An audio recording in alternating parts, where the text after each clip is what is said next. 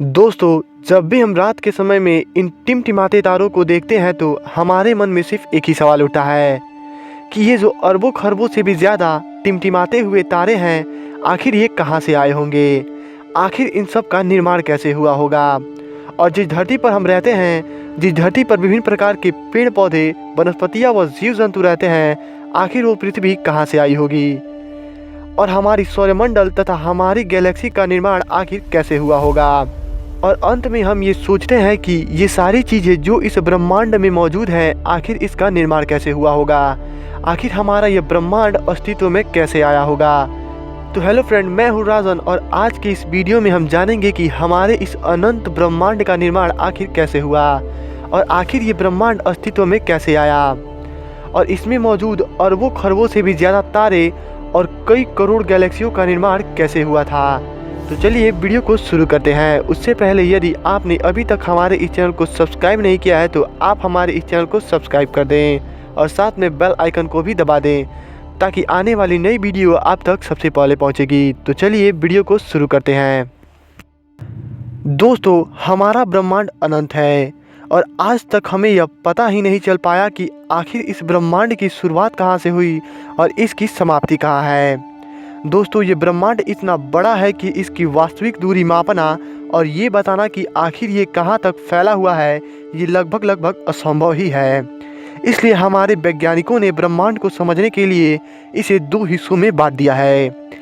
पहला अवलोकन योग्य ब्रह्मांड और दूसरा अवलोकन योग्य ब्रह्मांड। दोस्तों, अवलोकन योग्य ब्रह्मांड ब्रह्मांड का वह हिस्सा है जहाँ तक हमने इस ब्रह्मांड को खोजा है, यानी जहाँ तक हमने ब्रह्मांड को देखा है उसे हम अवलोकन ब्रह्मांड कहते हैं। और उसके आगे जितने भी ब्रह्मांड के हिस्से हैं जिन्हें आज तक हमने देखा नहीं है और खोजा नहीं है, उसे हम अवलोकन ब्रह्मांड कहते हैं। यानी ब्रह्मांड का वह हिस्सा जिसे देखा नहीं गया हो उसे अवलोकन ब्रह्मांड कहा जाता है। दोस्तों, इस पूरे ब्रह्मांड की माप करना तो असंभव है, परंतु हमारे साइंटिस्टों ने अवलोकन ब्रह्मांड का माप कर लिया है। दोस्तों, अवलोकन ब्रह्मांड का वर्तमान व्यास लगभग 93 अरब प्रकाश वर्ष दूर है। यानी कि यदि हम ब्रह्मांड के अवलोकन भाग के ही एक छोर से दूसरी छोर तक जाएं तो लगभग 186 अरब प्रकाश वर्ष लग जाएगा, जिससे आप सोच सकते हैं कि हमारा ब्रह्मांड कितना बड़ा है। दोस्तों, हमारे ब्रह्मांड का निर्माण आखिर कैसे हुआ, इसकी सटीक जानकारी तो किसी के पास नहीं है, लेकिन वैज्ञानिकों ने इस अनंत ब्रह्मांड की उत्पत्ति की 4 थ्योरियाँ दी है, जिनमें पहला है सन 1879 में डॉक्टर एलन संडेजा द्वारा दी गई प्लस्टिंग थ्योरी और दूसरा है सन 1927 में जॉर्ज लैमेने द्वारा दी गई द बिग बैंग थ्योरी और तीसरी थ्योरी सन 1948 में फ्रेडी होयले, हॉर्मन बॉन्डी और थॉमस गोल्ड द्वारा दी गई द स्टडी स्टेट थ्योरी और सन 1986 में एलन गुथ द्वारा दी गई इन्फ्लामेशनरी थ्योरी। दोस्तों, अब तक ब्रह्मांड की उत्पत्ति की ये 4 थ्योरियाँ ही दी गई है, परंतु इनमें से एक ही थ्योरी ऐसी है जिसे वैज्ञानिकों ने सबसे ज़्यादा पसंद किया है। तो दोस्तों, चलिए जानते हैं कि हमारे इस अनंत ब्रह्मांड का निर्माण आखिर कैसे हुआ था। दोस्तों, हमारे इस ब्रह्मांड के निर्माण में वैसे तो 4 थ्योरियाँ दी गई हैं, परंतु उनमें से द बिग बैंग थ्योरी को ही लगभग सभी साइंटिस्ट मानते हैं। दोस्तों, बिग बैंग थ्योरी को जॉर्ज लैमेने ने सन 1927 में दुनिया के सामने रखा। दरअसल जॉर्ज लैमेने ने एक रिसर्च के अनुसार ये देखा कि हमारा ब्रह्मांड हर पल प्रकाश की गति से भी तेज फैलता जा रहा है।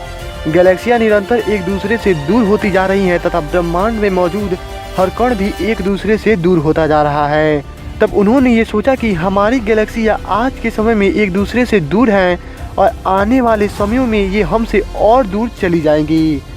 यानी कि यदि हम समय में कुछ अरब वर्ष पीछे जाते हैं तो हमें ये पता चलता है कि जो गैलेक्सियाँ हमसे कुछ प्रकाश वर्ष दूरी पे हैं वे हमसे अब बहुत करीब हैं और हमारे ब्रह्मांड का आकार अब भविष्य वाले ब्रह्मांड के आकार से बहुत छोटा है। तब जॉर्ज लैमेने को पता चला कि ऐसे ही हम समय में बहुत पीछे चले जाएं तो हमारा ब्रह्मांड सिमट कर एक जगह इकट्ठा हो जाएगा और हमारे ब्रह्मांड की सारी गैलेक्सियाँ व अरबों खरबों से भी ज़्यादा तारे एक पास एक ही में समा जाएंगे। और इस प्रकार इन्होंने सन 1927 में दुनिया को दिया the big bang theory. George Lemaitre ने दुनिया के सभी साइंटिस्टों को बताया कि आज से करीब 14 अरब साल पहले हमारे इस वर्तमान ब्रह्मांड में ना तो गैलेक्सियाँ थी और ना ही ग्रह व तारे, यहाँ तक कि हमारे इस ब्रह्मांड में ना ही समय का अस्तित्व था और ना ही ग्रेविटी का, बल्कि हमारा पूरा ब्रह्मांड एक गोले में समाया हुआ था। दोस्तों, हमारे इस ब्रह्मांड का निर्माण लगभग 13.5 अरब साल पहले हुआ था। लेकिन क्या आप जानते हैं कि 13.5 अरब साल से पहले हमारा यह ब्रह्मांड इतना बड़ा नहीं था, बल्कि ये सारी चीज़ें अपितु हमारा संपूर्ण ब्रह्मांड एक गोले में समाया हुआ था। फिर हमारे मन में यह सवाल उठता है कि जब ये ब्रह्मांड एक गोले में समाया हुआ था तो आखिर ये ब्रह्मांड इतना विशाल व अनंत कैसे हो गया। तो दोस्तों, जॉर्ज लेमेने ने बताया कि उस गोले में जिसमें हमारा पूरा ब्रह्मांड समाया हुआ था, अचानक उस गोले में हलचल सी हुई और फिर एक बहुत बड़ा विस्फोट हुआ। ये विस्फोट कोई आम विस्फोट नहीं था, बल्कि ये विस्फोट करोड़ों परमाणु बम के बराबर था। ये इतना बड़ा विस्फोट था कि केवल 1 सेकंड के करोड़वें हिस्से में ही हमारा ब्रह्मांड इतना फैल चुका था कि उस वक्त यदि हम होते तो भी उसे माप नहीं पाते।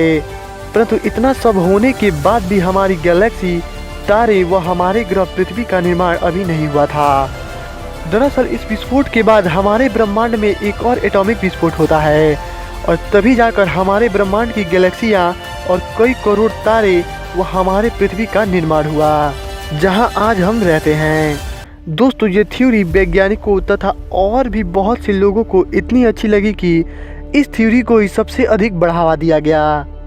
दोस्तों, आपको ये थ्योरी कैसी लगी आप कमेंट में ज़रूर बताएं। आपको क्या लगता है हमारे इस ब्रह्मांड का निर्माण आखिर कैसे हुआ था? क्या इस ब्रह्मांड का निर्माण अपने आप ही हुआ था या फिर इस ब्रह्मांड को बनाने वाला कोई और ही है? आप कमेंट में ज़रूर बताएं। और यदि आपको वीडियो पसंद आई हो तो वीडियो को लाइक करें तथा यदि आप चैनल पर नए हैं तो चैनल को सब्सक्राइब करें। फिर मिलते हैं अगले वीडियो में, तब तक के लिए tata bye bye, take care, thank you.